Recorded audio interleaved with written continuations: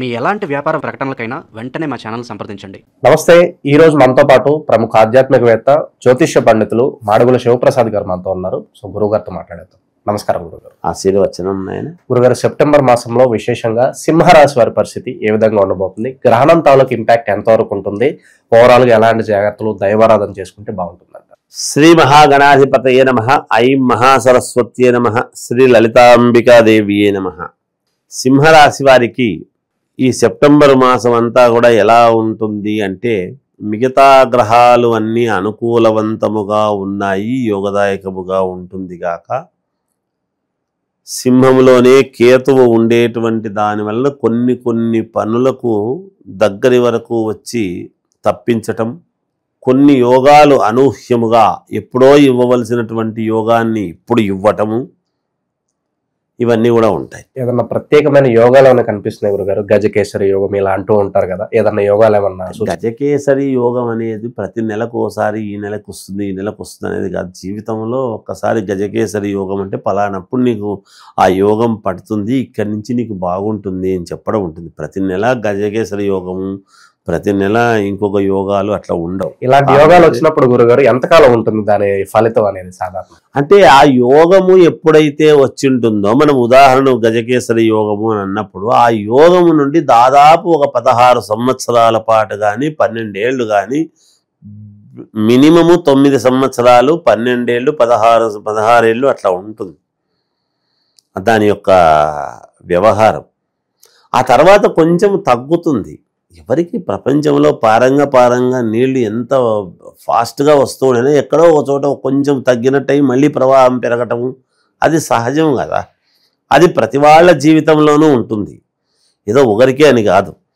అందుకని సింహరాశి వాళ్ళది కొంత అనుకూలముగా ఉండినప్పటికీ కూడా ఏదో చిన్న ఇబ్బందులు అవే ఓసారి యోగముగా కూడా పరివెళ్తూ ఉంటాయి. స్థానాన్ని బట్టి, వాళ్ళ అనుకూలాన్ని బట్టి కొంచెము సోదరులతోనూ మిగతా వాళ్లతోనూ సత్సంబంధాలు ఏర్పడటము, చేయటము, ఏదో కొంత మానసికమైనటువంటి ఇదితో ఉండేటువంటి వాళ్ళు దగ్గర కావటము, అనుకూలించడము కూడా ఉన్నది. పూర్వీకుల ఆస్తి పరంగా మనస్పర్ధలు వచ్చి విడిపోయి ఇలాంటి ఇబ్బందులు ఉంటాయి కదా, అవి కూడా పూర్వీకుల ఆస్తి అనేటువంటిది సెటిల్మెంట్స్ లాంటివి చేసుకుంటారు. ఇంకా అంటే దానివల్ల విడిపోయేది అంటూ ఏమి ఉండదు. చిన్నవి మనస్పర్ధలు అనేటువంటివి ప్రతి కుటుంబంలోనూ ఉంటాయి. వాటి వల్ల పెద్దగా ఇబ్బంది ఉంటుంది అనడానికి ఏమీ లేదు. వచ్చిన దాన్ని సమన్వయం చేసుకొని ముందుకు వెళతారు. వీళ్లకు కొంచెం ఎక్కువ ఏముంటుంది అంటే, పెద్దరికము వహించి అన్నీ అనుకూలముగా చెందాలి అనేటువంటి భావనే ఉంటుంది. అదే ప్రకారంగానే ముందుకు పోతారు. అందరినీ సమన్వయం చేసుకోగలిగినటువంటి కెపాసిటీ వీళ్లకు ఉంటుంది. సింహరాశి వాళ్లకు డబ్బు పరంగా సమయానికి చేతికి అందుతుంది. శుభకార్యాలలో పాల్గొనడము, శుభకార్యాలకు సంబంధించినటువంటి నిర్ణయాలు చేసుకోవటము, ప్రయాణాల్లో కొంతమంది కొత్త వాళ్ళు పరిచయం కావటము, తద్వారా డబ్బులు రావటము, అంటే ఏదైనా పనులు అవి ఇవి చేసుకోలేదంటే బిజినెస్ పరంగా కావచ్చు, వ్యాపార పరంగా కొత్త నిర్ణయాలు తీసుకునేటువంటి విధానంగా కూడా ఉండవచ్చును. అవన్నీ కూడా ఉన్నాయి. సప్తమ స్థానంలో సప్తమ రాహువు అయినాడు. ఏది కుంభము. అక్కడ మనకు కుంభరాశిలో ఎప్పుడైతే చంద్రగ్రహణం అనేటువంటిది ఏర్పడుతూ ఉన్నదో ఆ రోజు మాత్రము వీళ్ళు కొంచెము బయటికి కదలకుండా ఇంట్లోనే ఉండి జాగ్రత్తగా ఏ పని చేసుకోకుండా మధ్యాహ్నం దాకా వెళ్ళవచ్చును. మధ్యాహ్నం నుంచి ఇంట్లో ఉంటే మంచిది. ఎందుకంటే సాయంకాలం దగ్గరికి పడే కొద్దీ చంద్రుడి యొక్క గ్రహణ వ్యధ అంటాం మనం, గ్రహణ వేధ అంటాం. ఆ వేధ అనేటువంటిది ఎప్పుడైతే కొంచెం ఇబ్బందికరంగా ఉంటుందో, కొంచెం సప్తమ స్థానము కదా, సప్తమంలో ఉండేటువంటి ఇది కాబట్టి, సప్తమ రాహు ఉన్నాడు కాబట్టి ఈ రాశి వాళ్లకు అక్కడే ఇది జరుగుతూ ఉన్నది కాబట్టి పైగా వ్యయం అవుతుంది అన్నమాట. చంద్రుడి యొక్క స్థానం కర్కాటకము వీళ్లకు వ్యయస్థానం అవుతుంది. అది కొంచెం జాగ్రత్తగా చూసుకొని మానసికంగా దృఢముగా ఇబ్బందులు లేకుండా ప్రశాంతముగా ఉండటానికి ప్రయత్నాలు చేయాలి. వీళ్ళు మంచి నిర్ణయాలు తీసుకుంటారు, ఇబ్బందులు ఉండవు, జాగ్రత్తగా చేసుకుంటారని నా భావన వీళ్లకు. ఎందుకంటే అటు ఇటు ఉంది, వీళ్ళది కలిసి వస్తుంది, అనుకూలవంతంగానే ఉంటుంది కాక. గురుగారు, మొదట్లో మీరు పెద్దరికం అన్నారు. ఈ పెద్దరికం ఉండటం, మధ్యవర్తిత్వం వ్యవహరించడం, షూరిటీలు పెట్టడం, ప్రజెంట్ ఉన్న టైంలో ఇవన్నీ కరెక్ట్ అని అంటారు? షూరిటీలు పెట్టడం లాంటివి చేయకూడదు. నేను అనేది పెద్దరికం వహించటం అంటే సమస్యను పరిష్కరించుకోవటం, మాట ప్రకారముగా పరిష్కరించుకునేటువంటి విధానముగా ఉండవచ్చును, కానీ షూరిటీలు లాంటివి పెట్టకూడదు. షూరిటీలు లాంటివి పెట్టి లేనిపోని సమస్యలు తెచ్చుకోరాదు, పెట్టకూడదు కూడా.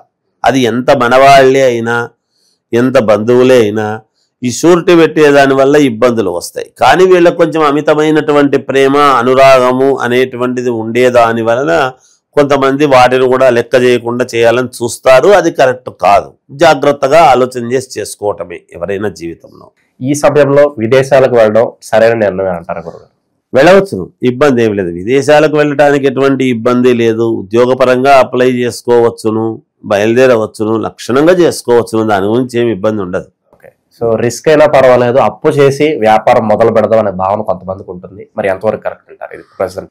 అప్పు పుడుతుంది, అప్పు చేసి వ్యాపారం చెయ్యాలి అనేటువంటి దానితో వీళ్ళు ముందుకు వెళ్ళారు అంటే మొదటలో కొంచెం స్తబ్దతగా నడిచినా తర్వాత మళ్ళీ నిలదొక్కుకోవటం అనేది జరుగుతుంది. అప్పు తీర్చుకోగలుగుతారు కూడా. అప్పు చేసిన ఇబ్బంది ఏమి లేదు, అప్పు తీర్చుకుంటారు. తర్వాత నూతన వాహనం కొనుక్కునేటువంటి యోగము ఉన్నది. అలా ఏమి ఇబ్బంది ఏమీ లేదు, లక్షణంగా బాగుంది. అయితే కొంచెం జాగ్రత్తగా ఆలోచన చేసి ఆ అడుగులు వేస్తే బాగుంటుంది, అంతే. ఇక చివరగా సమాజంలో మాకంటూ కొంత పేరు గుర్తింపు ఎక్స్పెక్ట్ చేస్తూ ఉంటారు, వాళ్ళకి ఎలా ఉంటుంది? పేరు గుర్తింపు రావాలి అని అనుకునేటువంటి వాళ్లకు కూడా నేను అదే చెబుతున్నాను. ఎప్పుడైతే సప్తమ రాహువు అనేటువంటి దాంట్లో, కుంభంలో రాహువు, దాంట్లోనే గ్రహణము అనేటువంటిది ఎప్పుడైతే జరుగుతూ ఉన్నదో, ఈ పేరు గుర్తింపు రావాలి అని కోరుకునేటువంటి వాళ్లకు ఈ రాస్యాధిపతి ఎక్కడున్నాడని చూసుకోవాల్సిన అవసరం వస్తుంది, రవి. తర్వాత అందువలన వాళ్లకు ఆ రవి సూర్యుడు ఇచ్చేటువంటి యోగాలు ఏమిటి అనేది కూడా చూసుకుంటే వాళ్లకు వ్యక్తిగతమైనటువంటి వ్యవహారంగా తెలుస్తుంది. ఏమైనా పేరు ప్రతిష్టలు రావాలనుకునేటువంటి వాళ్లకు వస్తుంది, ఇబ్బంది ఏమీ లేదు. లక్షణంగా మంచి పేరే వస్తుంది, కొంచెం జాగ్రత్త వహించాలి, అంతే. ఇక విశేషంగా అన్ని కలిసి రావాలంటే ప్రజెంట్ ఉన్న రాశిని బట్టి ఎలాంటి పరిహారాలు వీళ్ళకి బాగా కలిసి వస్తాయి అంటారు గురుగారు? వీళ్లకు అద్భుతంగా కలిసి రావాలి, మేలు జరగాలి అని కోరుకునేటువంటి వాళ్లకు శివారాధన చాలా అవసరం. ఈ మాసం అంతా కూడా శివుణ్ణి ఆరాధించడం చేస్తే చాలా యోగదాయకముగా ఉంటుంది. చంద్రుడికి సంబంధించినటువంటి దానము, ముత్యము, వెండిది వీళ్ళు గనక దానం చేసుకున్నారు అంటే ఖచ్చితముగా మనస్సుకు అనుకూలవంతముగా అన్ని విజయపదంలో నడుస్తాయి గాక. ముఖ్యమైన పనులు ఏదైనా ప్రారంభించాలంటే వారంలో ఏ రోజు బాగా కలిసి వస్తుంది అంటారు గురుగారు వీళ్ళకి? ఏదన్నా వీళ్లకు బుధవారం బాగా కలిసి వస్తుంది, ఏమి ఇబ్బంది లేదు. గురువారము కలిసి వస్తుంది, సోమవారం బాగా కలిసి వస్తుంది, ఇబ్బంది ఏమి లేదు, చేసుకోవచ్చు, ఏమి ఇబ్బంది లేదు. ఓవరాల్ గా సెప్టెంబర్ మాసం ఈ రాశి వాళ్ళ పరిస్థితి ఏ విధంగా ఉండబోతుందని చాలా బాగా వివరించారు. ధన్యవాదాలు. జయోస్తు.